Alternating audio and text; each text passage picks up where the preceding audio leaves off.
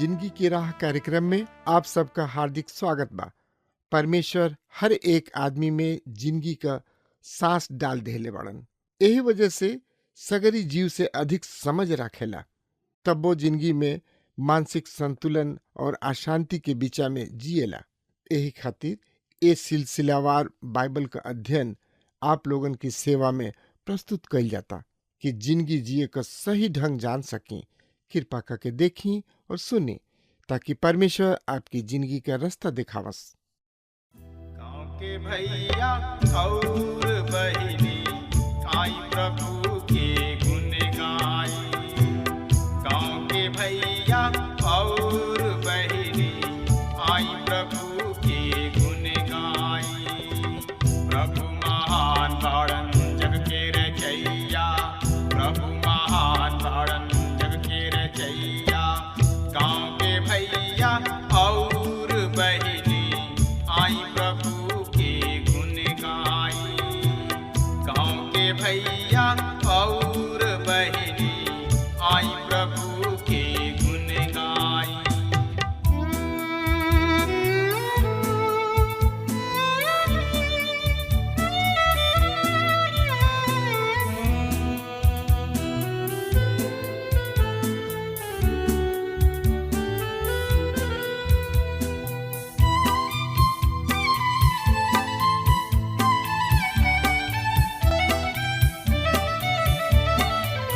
आकाश के तरई बन के चिरई उनकर भजन करे। भूमि नदिया और चटनवा जोर से थपरी पीटे। हमर मसीही फिरीत आई, प्रभु चरण के सट जाई। प्रभु महान बाड़न जग के रचैया, प्रभु महान बाड़न जग के रचैया। गाँव के भैया और बहिनी आई प्रभु के गुण गाई।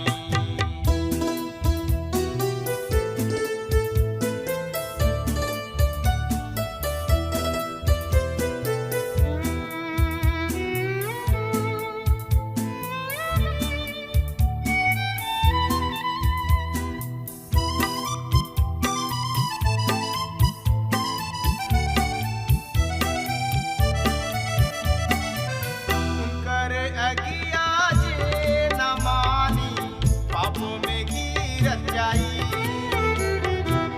नरक के राजा सैतानवा उनके में वास करी।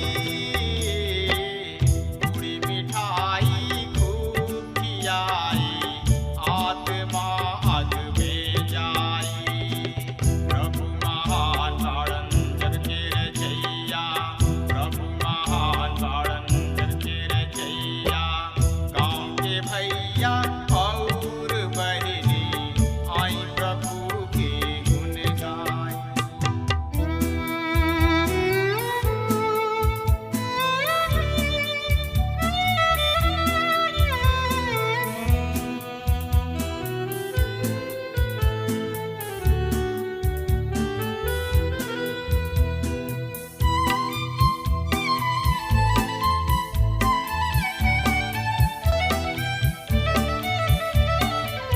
हम तो गवैया प्रभु कथन के पाहुर देवे यनी। संगी मसीही प्रभु पोथी से शैतान के दूर करी। जीवन आशीष रौरा पवनी उहे बड़ाए सबके बाटी। याकूब की किताब एक अध्याय के 9 से 10 पद में लिखल बा, वरन दीन भाई अपना ऊंच पद पर घमंड करे और धनी अपना हीन दशा पर, काहे कि ऊ घास के फूल के भांति खत्म हो जाई। रुआ कह सकतानी कि हम त एगो गरीब आदमी हई, हमरा किने बहुत अधिक नइखे।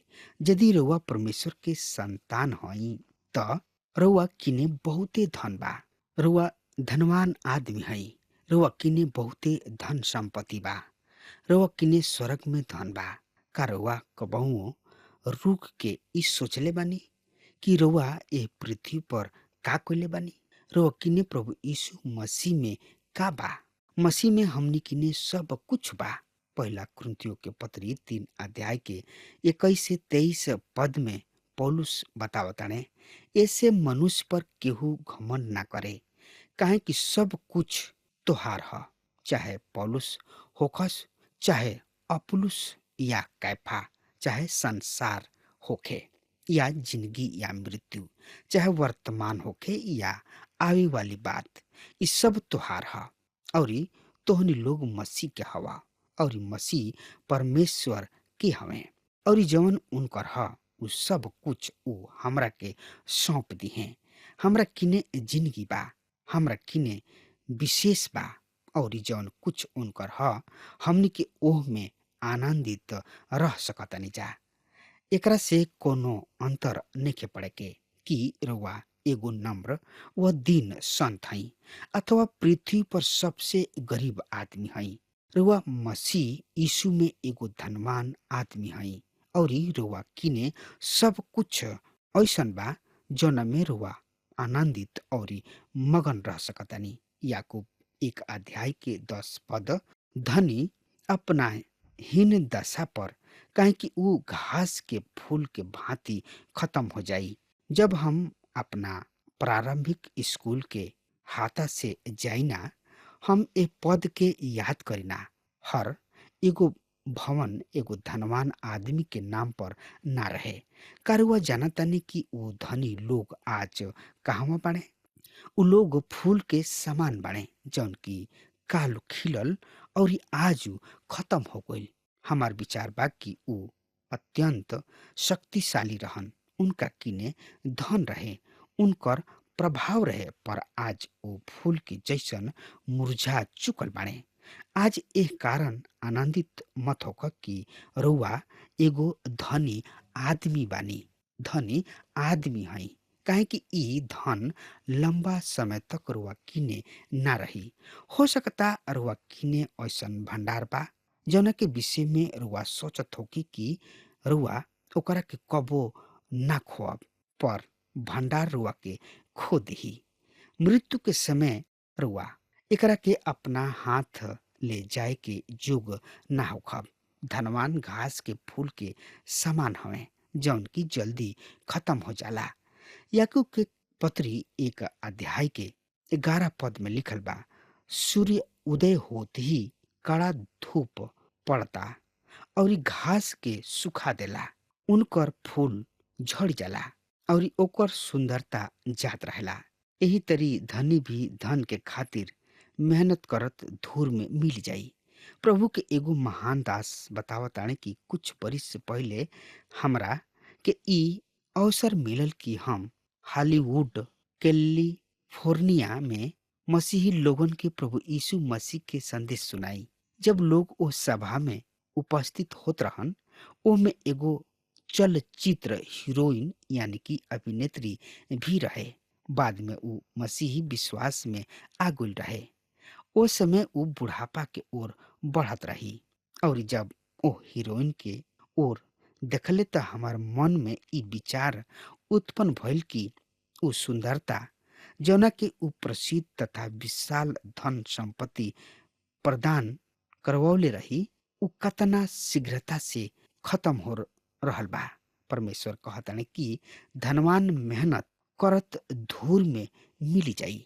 रुआ आनंद मनाई, काहे कि रुआ किने एगो ऐसन उद्धारकर्ता बाणे जौन की ना केवल रुआ के स्वर्ग में ले जाए खातिर बचा रहल बाणे, ई हमनी खातिर पर्याप्त इच्छा है पर ऊ रउआ के एह दिन वर्तमान समय में राउर सहायता करे वाला प्रभु हवे, जे परमेश्वर के आपन हवे। ओहनी लोग के ऊ पूरा रीति परिपक्व मसीही बनावे चाहेलन और एकरा खातिर उनका किने अनेक परीक्षा सब बा, ओह में से गुजरे के बा। ऊ अपना सब लइकन बचन के परीक्षा ले ले कि ऊ सही में ऊ असली अर्थात सच्चा बाणे या झूठा बाणे। ऊ अपना संतान के आश्वासन भी देवे चाहेले। हमनी के अपना परीक्षा सबके ये बात के प्रमाण ना समझे के चाही कि हमनी के परमेश्वर के संतान हई जा या ना, बल्कि उन्हीं लोग के सच्चा परमेश्वर होके के प्रमाण समझे के चाही। यदि आज रुआ कोनो समस्या में नहीं खी तो रुआ के अपना उधार पर सवाल उठावे के चाही। पर यदि रुआ समस्या में बानी त ई रुआ खातिर परमेश्वर के संतान होके के बढ़िया चिन्ह ह। जबकि ये परीक्षा सब के पीछे परमेश्वर के अनेक लक्ष्य बा, पर एगो बाणे जौना पर याकूब यहाँ विशेष जोर देताणे और ऊ ह धीरज। परमेश्वर न केवल एकर प्रमाण देवे चाहेलन कि उनकर सच्चा संतान हमें, ऊ रउआ जिंदगी में धीरज भी पैदा करे चाहताणे।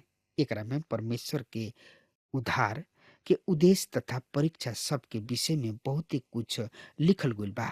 प्रभु के दास विलियम पेन नाम आदमी कुछ एह तरी से लिखले बाड़े, दर्द नहीं खे त बालम नहीं खे, काट नहीं खे त सिंहासन नहीं खे, कड़वाहट नहीं खे त महिमा नहीं खे, क्रूस नहीं खे त मुकुट नहीं खे।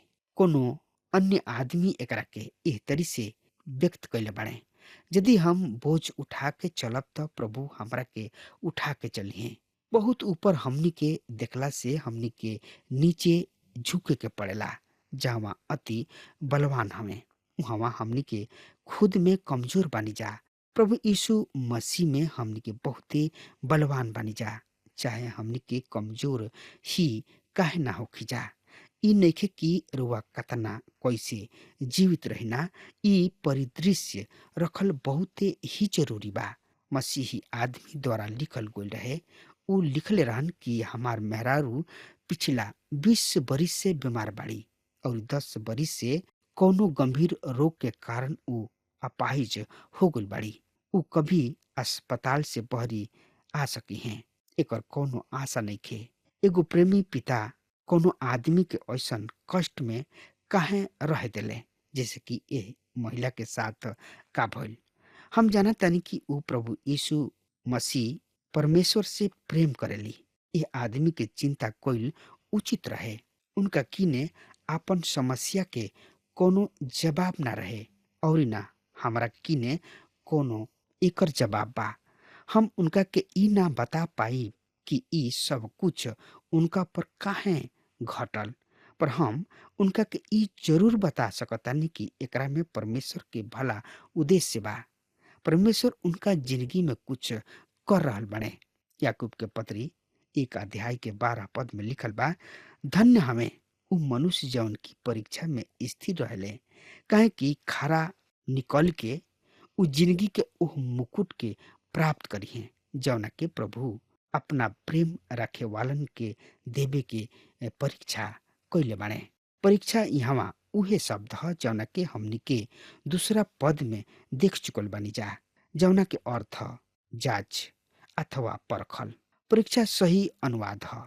यदि रुआ एकरा के बढ़िया भाव के साथ समझब, जैसे कि हमनी के आगे यह अध्याय में देखे के, धन्य हमें उ मनुष्य जौन की परीक्षा में स्थिर रहले, काहे कि परीक्षा में खरा निकलला पर उनका के जिंदगी के उ मुकुट दिहल जाई जौना के प्रभु आपन प्रेम राखे वालन के देवे के प्रतीक्षा कैले बाणे।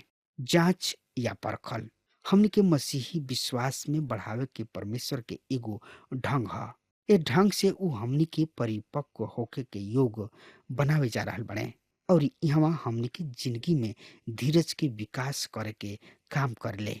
पर उनका दिमाग में कुछ भविष्य के खातिर भी बा, अर्थात जिंदगी के मुकुट। निराशावादिता निराशा पैदा कर देला। पर परमेश्वर के संतान के ई भरोसा रखे के चाही कि परमेश्वर एगो निश्चित धारण से ऐसन कर रहल बने और उनका पीछे ओकर एगो बहुते बड़ उद्देश्य छुपल बा। इस संसार के मनुष्य विपत्ति सबके भयानक लम्हर सबके डूब जाई। जिंदगी के सुंदरता पल भी ओकर निराशावादी बनावला। आज यहाँ कतना निराशावादी बा, कतना लोग दोष दर्शी अर्थात निंदक बने, ऐसा कतना बने जौन की कटुता से भरल बने। यद्यपि ओहनी लोग किने सब कुछ बा। हम अपना किशोर किशोरी सब में आत्महत्या करे के महामारी के देखतानी। आज हजारों नौजवान के सामाजिक पतन हो गइल बा। अनेक ऐसन बाणे जौन की असभ्यता के पहन लेले बाणे, संघर्षरत बाणे। काहे कि अनेक जिंदगी के कोनो लक्ष्य नहीं के। ओहनी लोग के जिंदगी लक्ष्यहीन जिंदगी ह। एगो बहुत बड़ समाचार टिप्पणीकार बड़ा ही समझदारी के टिप्पणी कैले। उ कहले, बीतल बरिस में दबाव व आपसी दशा में लोगन में जिए के इच्छा रहे और बहुत कम लोग आत्महत्या करले। पर आज जब ओहनी लोग के सब कुछ दे दिहल गइल बा त ओहनी लोग मुए चाह रहल बने। जब विश्वास के परख होला और अंधकार हमनी के घेर लेला, जब लहर गगन के छुए लागेला और सब कुछ नष्ट होत दिखाई देला, ऐसने परिस्थिति में परमेश्वर के संतान जाने ले कि ई अंत ना ह। इस समय अंधकार हो सकता पर बाद में ई महिमा होई। जैसे कि भजन संहिता 30 अध्याय के 5 पद भजनकार कहले, कदाचित रात के रोवे के पड़े पर प्रातः काल आनंद से भरल रहेला। याकूब कहले, उ जिंदगी के मुकुट प्राप्त करी हैं जौना के उ अपना प्रेम करे वालन से परीक्षा को ले रहन। हम ई देखनी कि जौना मसीही लोग बहुत अधिक दुख और पीड़ा सही उ मसीही यीशु के साथ और घनिष्ठता से जुड़ गइल बा। उनकर संबंध और भी अधिक मधुर और घनिष्ठ हो गइल बा। ई हमार व्यक्तिगत अनुभव भी बा। रउआ देखनी हनु कि दुख और पीड़ा कोनो आदमी के और भी अधिक निकट ले आवेला और ई ओकरा के ओह महान दिन के बाट जो है खातिर प्रेरित करला जब वो अपना प्रभु यीशु मसीह के उपस्थिति में पहुंचावल जाई हैं, जहाँ उनका के जिंदगी के मुकुट पहिरावल जाई।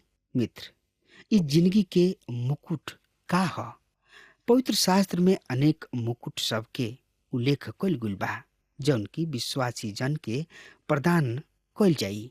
मुकुट उधार ना ह, पर ई प्रतिफल के प्रतिनिधित्व करला। ई कुछ ऐसन बा जौन की कोनो आदमी के दिहल जाला। उदाहरण स्वरूप, ई महान नगर में एगो अज्ञात अनुभव रहे। उ ओलंपिक खेल सब में भाग लिहले और वहाँ उ छा गुले और छा के स्वर्ण पदक जीतले। अचानक उनकर चेहरा बड़ पोस्टर, दूरदर्शन तथा विज्ञापन सब में दिखाई दिहल। उ चलचित्र में भी देखे जाए लगले। उ ओलंपिक में 6 स्वर्ण पदक जीतले। ओकरा के उ प्रतिफल या पुरस्कार मिल गइल। हमार मसीही मित्र, प्रभु यीशु मसीह किने ओहनी लोग के खातिर प्रतिफल बा। प्रभु के दास याकूब कहले, उ जिंदगी के मुकुट प्राप्त करी हैं जौना के प्रभु आपन प्रेम करे वालन के खातिर प्रतिज्ञा कैले। प्रतिज्ञा या तरुआ के प्रभु जी के नजदीक ले आई या फिर उनका से दूर ले जाई।